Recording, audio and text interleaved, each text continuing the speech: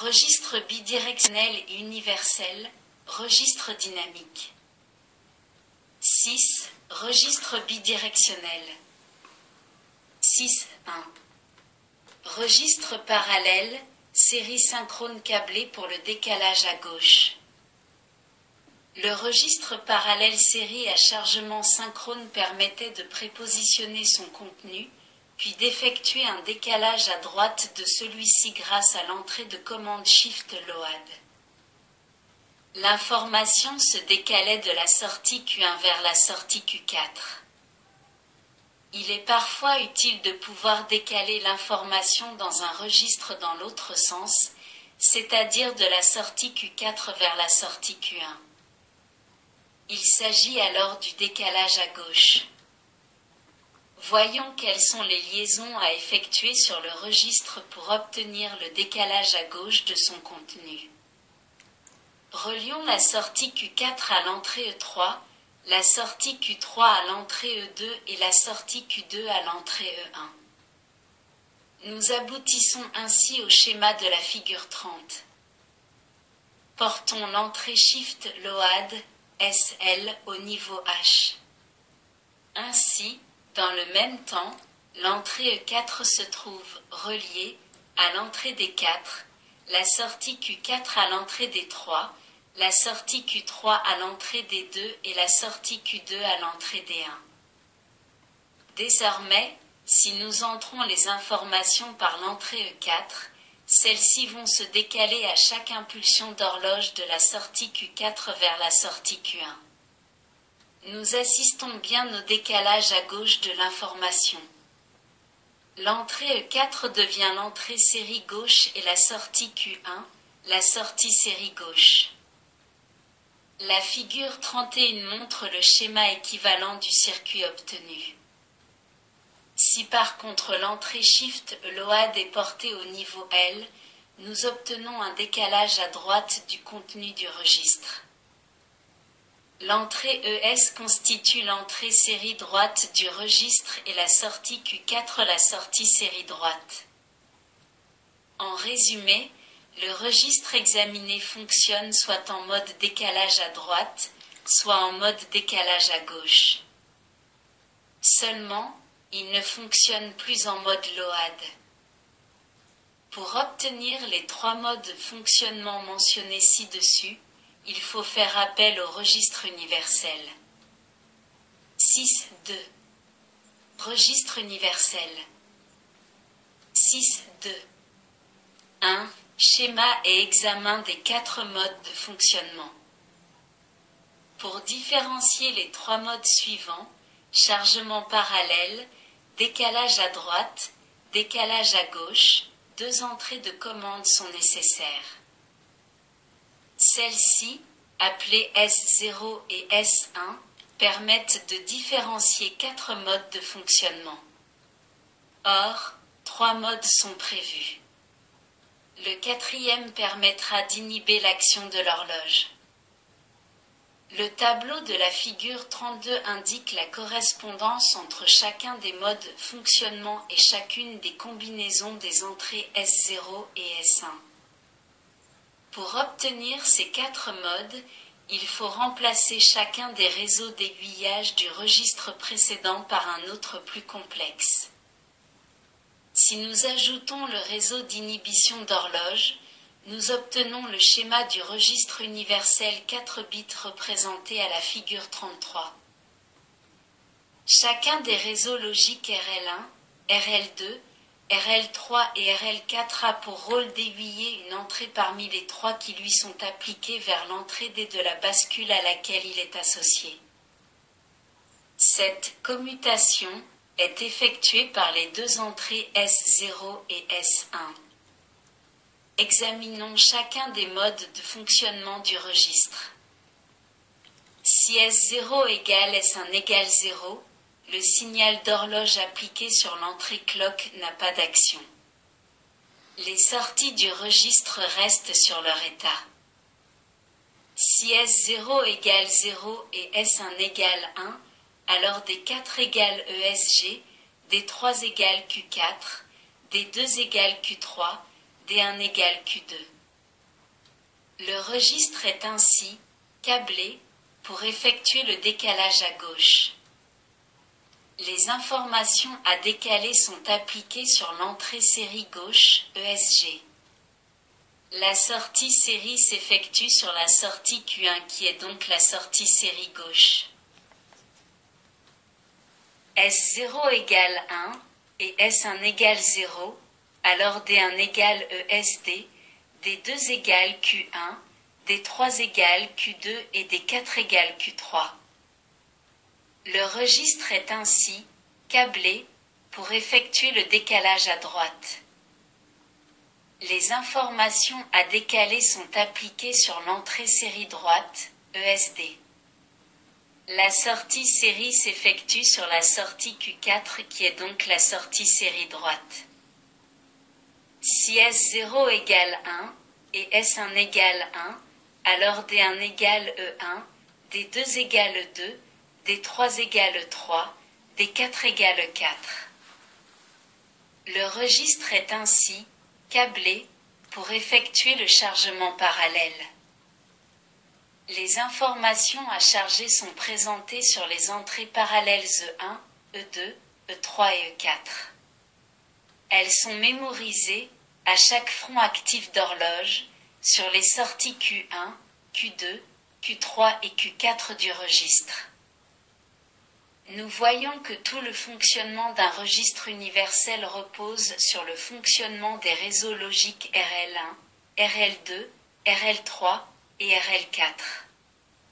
Il est donc nécessaire de donner un complément d'information sur ceci. 6.2. 2. Examen d'un réseau logique. Les 4 réseaux d'aiguillage du registre examiné sont identiques. Analysons le premier, en l'occurrence RL1. Il doit correspondre à la table de vérité de la figure 34.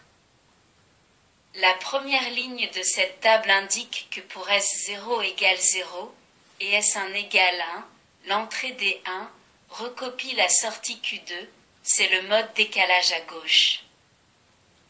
La deuxième ligne indique que pour S0 égale 1 et S1 égale 0, l'entrée D1 recopie l'entrée ESD, c'est le mode décalage à droite. La troisième ligne indique que pour S0 égale 1 et S1 égale 1, l'entrée D1 recopie l'entrée E1, c'est le mode LOAD. De cette table, nous pouvons extraire directement l'équation de D1. D1 égale S bar 0 U et S1 et Q2 plus S0 U et S bar 1 et EESD plus S0 U et S1 et E1. Cette équation nous conduit au réseau combinatoire de la figure 35, fournissant la donnée D1.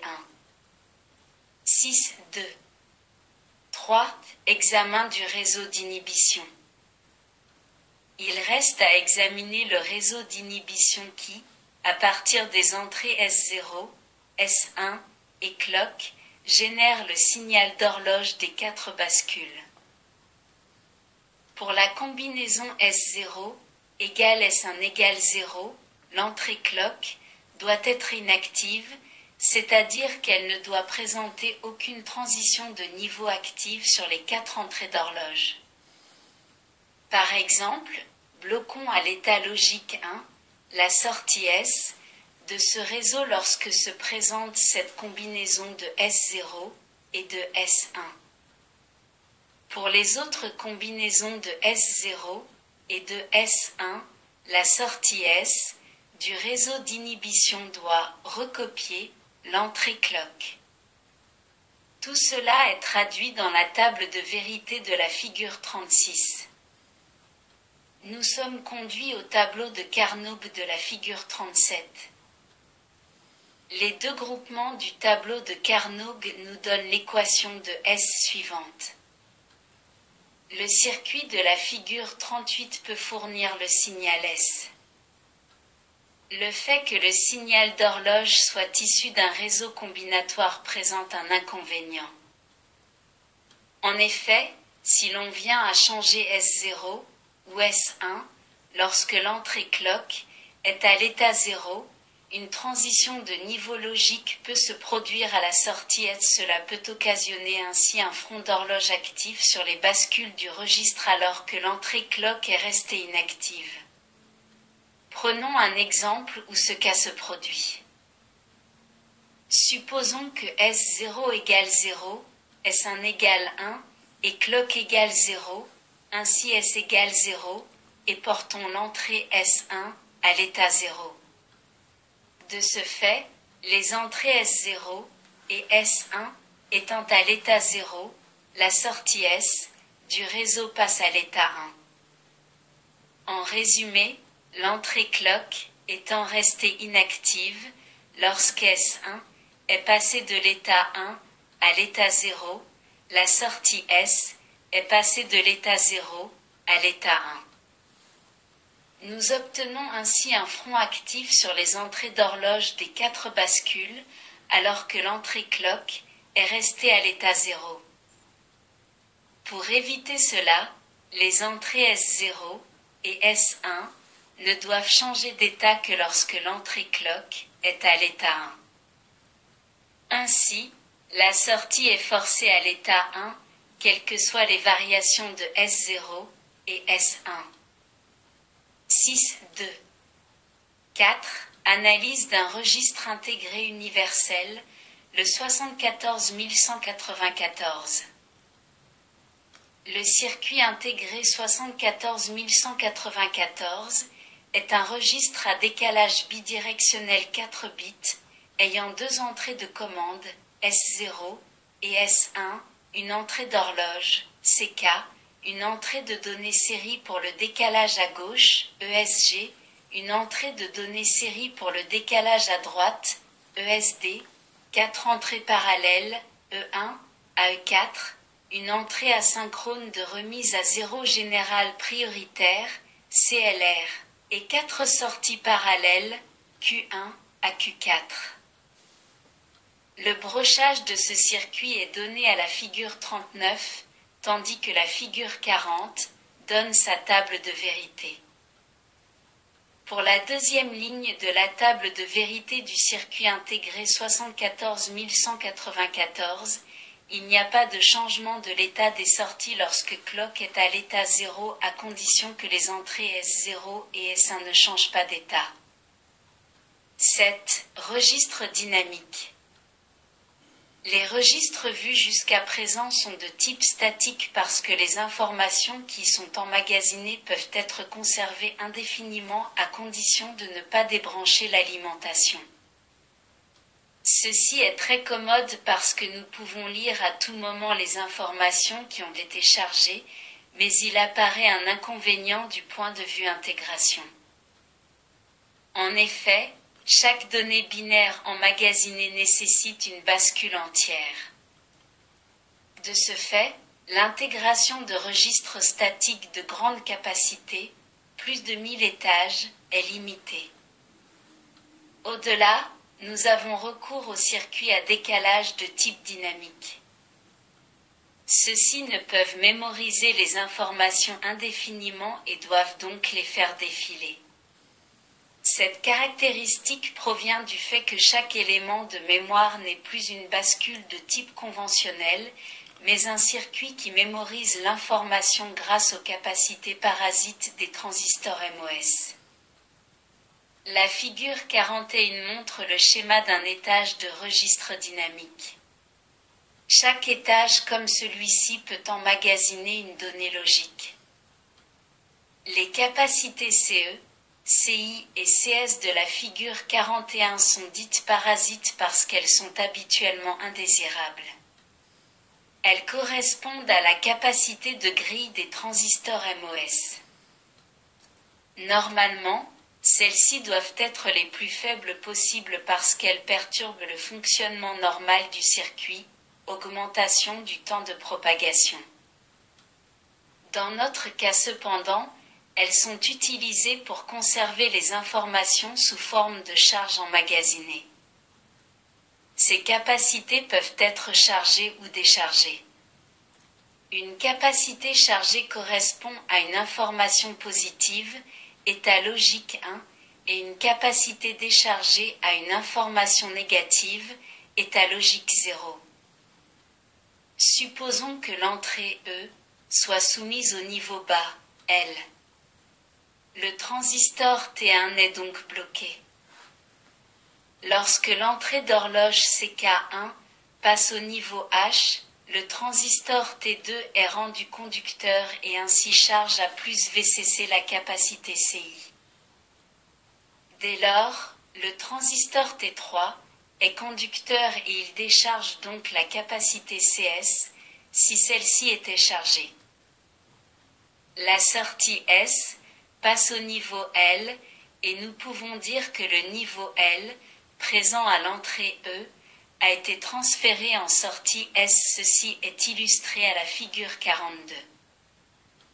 Lorsque survient une impulsion positive sur l'entrée d'horloge CK2, les transistors T3 et T4 sont simultanément conducteurs.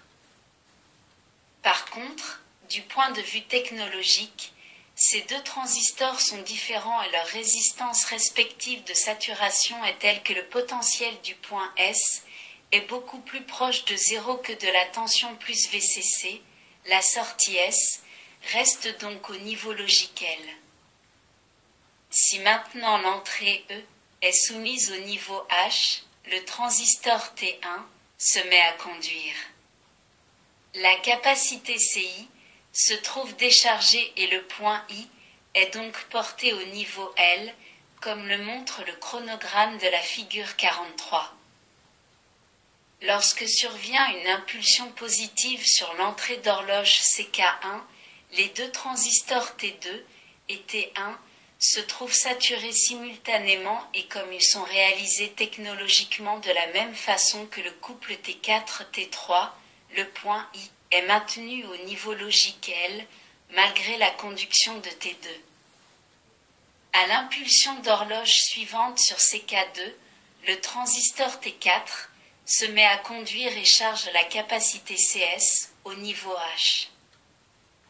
La sortie S passe donc au niveau H et le niveau H, présent à l'entrée E, a été transféré en sortie S.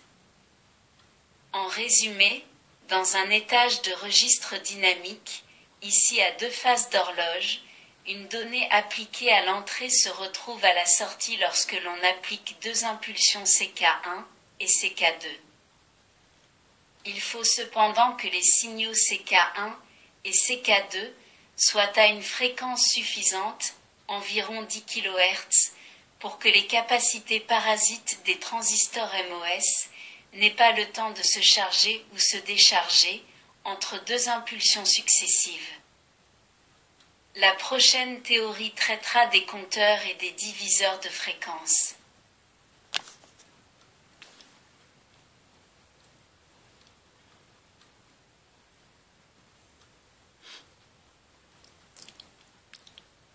Merci de votre écoute. À bientôt.